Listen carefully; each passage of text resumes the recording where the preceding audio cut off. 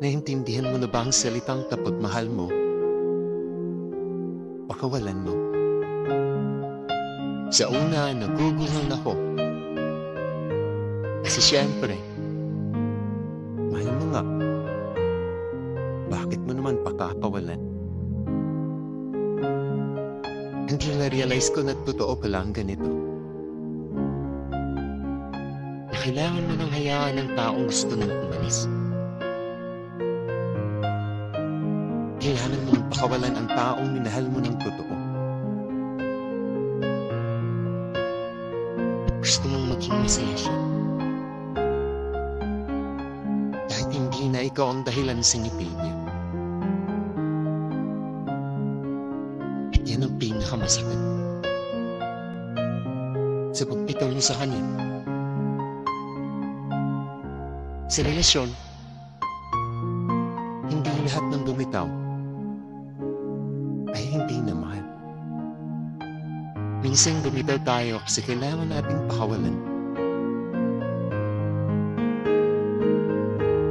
Yung ikaw na lang ang lumalaban.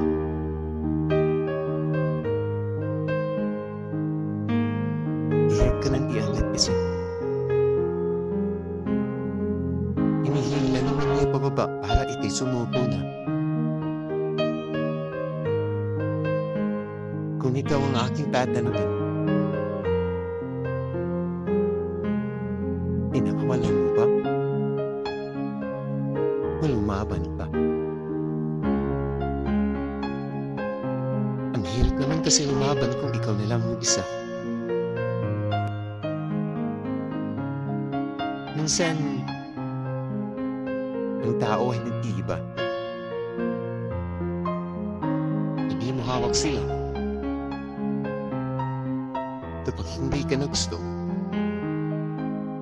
pakawalan mo na.